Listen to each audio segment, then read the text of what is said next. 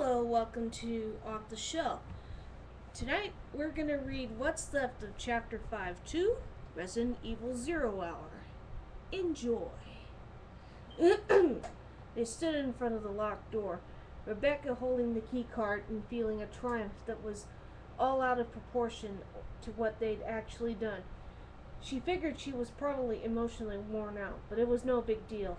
They found a couple of rings, opened a briefcase. Regardless, she felt like they'd solved the riddle of the goddamn Sphinx. Billy motioned for her to open the door, his head cocked to one side.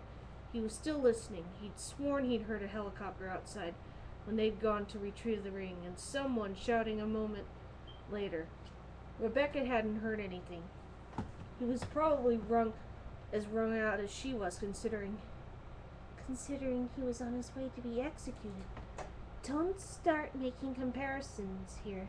Whatever he's done to help you out, he's an animal. Forgetting it could cost you your life. Right. As soon as she made it to a working radio, their little truce was over. She swiped the card through the reader and the small red light changed to green. The door clicked and Billy pushed it open. The sound of the train became a roar. The door opened into a grated walkway that was partially exposed to the elements. Wind and mist sprayed over them as Billy and then Rebecca stepped outside. To the right was a locked cage of equipment that ran the length of the car. To the left, only a guardrail and the violent night of whipping past. Violent night whipping past. Ahead, another car. Had to be the driver's compartment. It was hard to tell in the dark. Rebecca grabbed the railing when she realized just how fast the train was going. The thing was really rocking along the tracks and, "Oh!" Rebecca hesitated as Billy hurried a few steps ahead, then crouched down in front of a fallen man or woman. There was a second form, a meter or so past the first. Both were dressed in riot gear, their faces hidden behind shaded glass. SWAT? When did they get here? And why only two? SWAT? When did they get here? And why only two? Sorry about that. As she moved closer, she could only see that they were both shining with slime, the same thick goo that those leeches in the dining card had excreted. And their gear, all Kevlar and steel weave, was unmarked. They weren't RCPD or military. Billy was looking at the mesh wall to their right. Rebecca followed his gaze, saw what looked like a giant web of dark strings fixed to the inside of the gate, hanging with about 1,000 semi-translucent sacks. Egg sacks. For the leeches. Rebecca shuddered. And then Billy was standing again, shaking his head. He had to shout to be heard over the thundering rain. "It's no good! They're dead!" Rebecca had figured as much, but she wasn't going to take his word for it. She pushed past him and checked both bodies for signs of life, noticing the strange puckered hemorrhaging on their exposed and pallid skin. Billy was right, and maybe he'd been right about hearing a scream too. In spite of the rain, both of the bodies were still warm. She stood up and grabbed the railing again.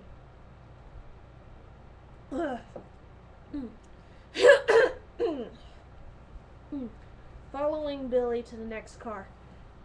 She just had time to wonder what the hell they were going to do if they ran across another lock. And then Billy was pushing the door open. They stepped out of the rain and into a relatively small driver's compartment, clean and orderly except for the thin, even layer of slime covering the control console at the front. Rebecca's ears rang in the sudden near silence as the door closed behind her, but she was more concerned with the number of blinking red lights that lit up the glistening console. Billy stepped up and studied the myriad control panels for a moment, then tapped at a keyboard set in front of a small screen. The screen remained blank. He looked at her with a bleak expression. "The controls are locked," he said. Rebecca fished the key card out of her vest pocket. There were no numbers on either side, nothing they could input. She moved to his side, trying to ignore the rain lashing the windshield, the dizzying blur of the woods, and punching a few buttons.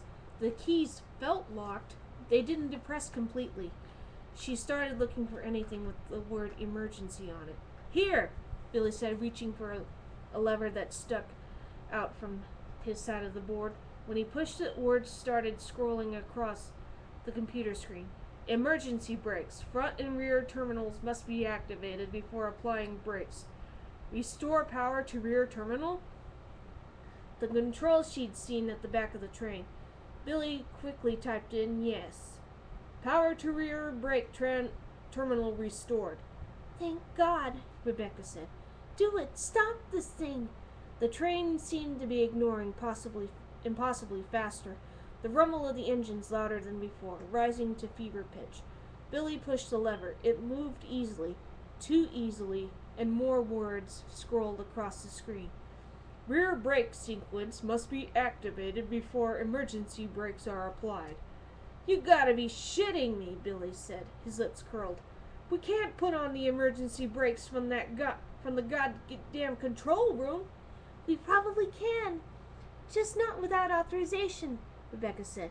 Manually, though. I saw the rear terminal. It's on the back of the last car. I'll go. Billy shook his head, looking out at the passing darkness, passing too quickly. No, let me. No offense, but I think I can run faster. Is there an intercom system? I can signal you when it's on. They both started to look, but the console was crowded with unmarked switches and panels. It'd take too long to figure out. Rebecca started to tell him he'd just have to run. From how much faster the train seemed to be going now, he should probably sprint when she remembered Edward. Edward's radio, she said. He had it before it should be still on him. Billy was already turning to the door. I'll get it on the way. Be careful, she said. He nodded, casting another look out the window. Just be ready to hit the brakes up here. I have the feeling we're going to stop pretty soon anyway, one way or another. He opened the door to a blast of noise, then was gone. Seconds ticked by. Rebecca made sure her radio was receiving, then kept her hand on the brake lever, staring out at the onrushing night. The train took a curve too fast, and she closed her eyes for a beat, willing the out-of-control engine to stay on the track, imagining that she could actually feel the wheels rise up and then fall back into place. Billy was right. One way or another, they weren't going to be much farther. What's taking so long? It had only been a few minutes, but that was long enough. She grabbed the radio, pressed transmit. Billy, come in. What's your status? Over? Nothing. Billy? She waited, counted slowly to 5. Her heart starting to trip over itself. She could see another curve coming up ahead. Billy, come in. Shit. Maybe he hadn't found the radio, or had forgotten to turn it on, or there was something wrong with the controls. He couldn't activate the terminal. Or maybe he's dead. Maybe something got to him. The train railed around the curve, and this time there was no imagining. The train tipped too heavily, racing even faster as it rattled back down. And another curve like that one. It was all over. She'd have to go back herself. There was no time, but there was no option either. Rebecca, now! Rebecca saw a blur to the train. There and gone so quickly that she didn't know what it was until it was past. A station platform. The station platform. And that meant the only thing left ahead was wherever they stored the goddamn thing. And that meant it might already be too late. Hang on, she shouted over the radio, grabbing the brake lever, twisting it so hard as she could, and something was rushing at the front window. A darkness deeper than the night. A tunnel. The brakes were squealing, screaming as the train roared into the black, broke through some flimsy barrier, wood flying across the windshield. The train tipping again, this time not tipping back. Rebecca heard her own scream join the train as they hit the ground and started to slide, metal rending, sparks flaring up like hellish fireworks. The wall became the floor, Rebecca slamming into it as the engine slammed into something even harder and all the lights went out. And that is it. I finally got done reading chapter 5. Till then, we'll see you next time. Good night.